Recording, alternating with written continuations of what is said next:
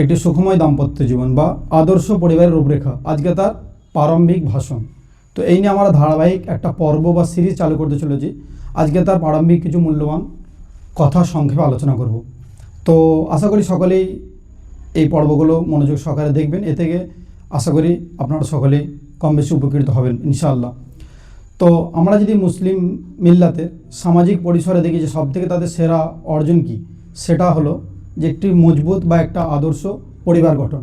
কিন্তু বর্তমানে আমরা দেখছি সেই পরিবারে ধস নেমেছে বা পরিবারের কাঠামো যেন ভেঙে পড়ছে। এর কারণ কি? এর কারণ হলো যে আমরা যদি আমাদের আজ থেকে 200 বছর বা 100 বছর আমরা পেছনে যাই, মুসলিম মিল্লাতের মানে একটা মজবুত পরিবার ছিল।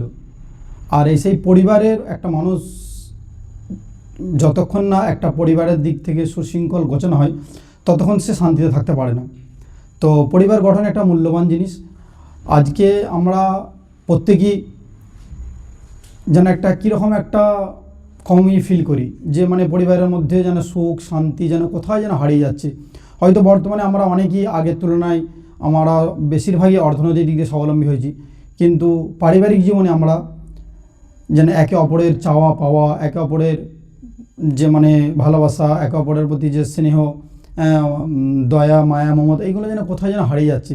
এর কারণ কি? এর অনেক কারণ আছে, আমরা একটা একটা করে আলোচনা করব সেই নিয়ে। তো আর মুসলিম মিল্লাতের মানে একটা বড় অর্জন ছিল যে একটা সুন্দর পরিবার গঠন। আর এর কারণ আমরা বর্তমানে পরিবারকে সেইভাবে সময় দিয়ে থাকি না, এবং পরিবার কীভাবে সুন্দর হবে, গোছানো হবে, কীভাবে মজবুত হবে, এগুলো আমরা সেরকম ভাবনা চিন্তা করি না, পড়াশোনাও করি না। আর বর্তমানে আমরা যতটা এবারে কিছু সমস্যার সম্মুখীন হই, তখন আমরা সেই সমস্ত মানুষদের কাছে যারা সেই ব্যাপারে অতটা এক্সপার্ট নয়। তো যার কারণে আমাদের পরিবারে আমরা সেইরকম কোনো গাইড ভালো পাই না।